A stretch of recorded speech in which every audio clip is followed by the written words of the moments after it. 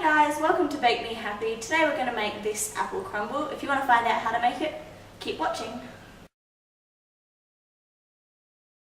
So I have 1 kilogram of apples, 1/3 cup of water, some cinnamon and some sugar for the apple insides. And then for the crumble we have 1/2 cup of butter with a slice taken into a separate cup, 1 cup of plain flour and 3/4 cup of brown sugar.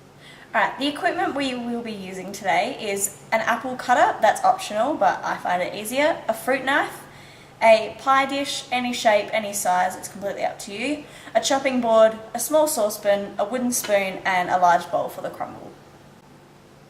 Alright, so we're just going to take the apples, and I prefer to have mine peeled but it's totally up to you, so I'm just going to peel all of the apples and then we'll come back to cut them. Alright, so the next thing we're going to do is cut the apple into different segments and core it, and then we'll cut it into little slices and put them into the saucepan. So just cut that like that. You can use a knife for this if you don't have one of these, obviously, it works exactly the same. And for this bit it doesn't matter what size you cut your segments into because they're all going to boil down and it doesn't really matter.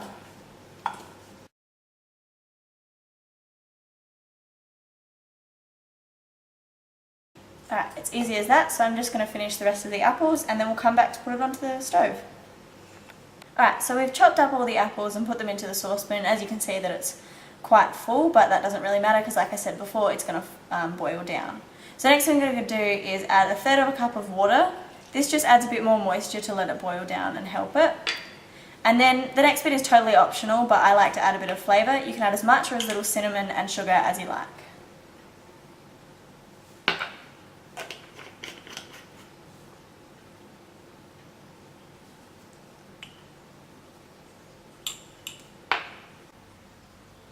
Alright, so we'll turn the burner on to low heat, put it on and leave it to cook for a little bit and while we're stirring.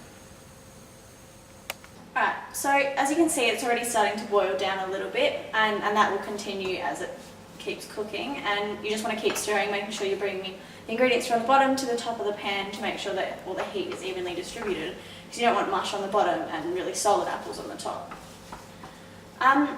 So I've chosen to use Granny Smith apples for this recipe only because I like the flavour of them better. I think that, say if I'd used a Royal Gala or a Pink Lady, it would have been too sweet for me, but it's totally up to personal preference for what you like.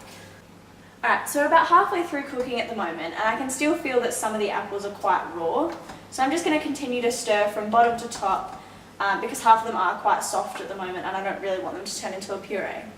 Now of course, if you don't want to go through all these steps, you can buy just a canned apple filling and that will cut your prep time in half, but I like to use this because I think it tastes better, but it's completely up to you. Alright, so the apples have reduced to about 3/4 of what they were before. I'm happy with the texture of all of them. Some of them are still a bit raw, but they will cook in the oven as well. So we're just going to turn the heat off and we'll leave them on there just to cook through a little bit more because they will continue to cook because of that water that we put in there. And we're going to move on to making the crumble. Alright, so now to make the crumble, we're going to get all of our dry ingredients and the butter and mix it all together in a bowl. So first we're going to add the 3/4 cup of brown sugar and a cup of flour. Now I've left my butter out so it's slightly softened, but it doesn't matter if it's straight from the fridge because we are going to massage it into the other dry ingredients.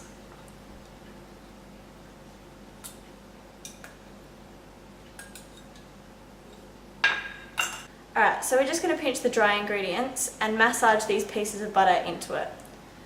So if we just keep pinching it together to mix all the ingredients. Alright, so once we've got the crumble to this texture, it's ready to go on top of your apples. It's quite a moist crumble, but that doesn't really matter because it will dry out when it's in the oven. Alright, so the apples have continued to cook while I left them in the pan because of that moisture, and they've reduced again to probably almost half of what they were originally.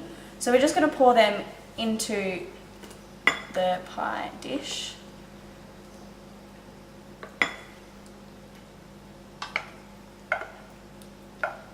And I put that moisture in there as well just because it'll cook out and it'll stop the apples from drying out as well. But that's optional if you don't want a very moist apple crumble. Alright, so once we flatten most of those, it's as easy as sprinkling all of this over the top.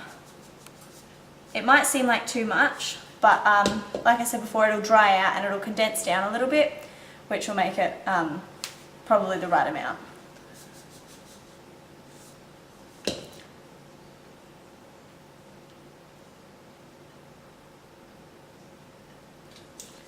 And the last little bit.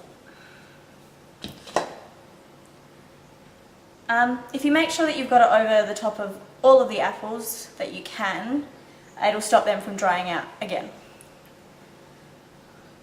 Now you don't have to pat it down to make it compact, but that's just what I like to do. It makes it easier. Now you remember the butter that we put aside before? We're just going to melt that in the microwave and drizzle it over the top to help get a golden brown kind of finish on the top, and then it goes into the oven. Alright, so I just put the butter in the microwave for about 15 seconds and then gave it a stir as it again continued to cook while it was still in the dish. So just going to drizzle it over the top and that'll help it get golden brown.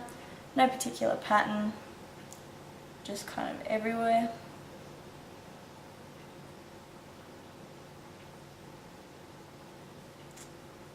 Alright, there we go. Alright, we're just going to bake it in the oven for 30 minutes and we'll check to see when it turns golden brown. Alright, the timer's just gone off, so we're going to take it out of the oven.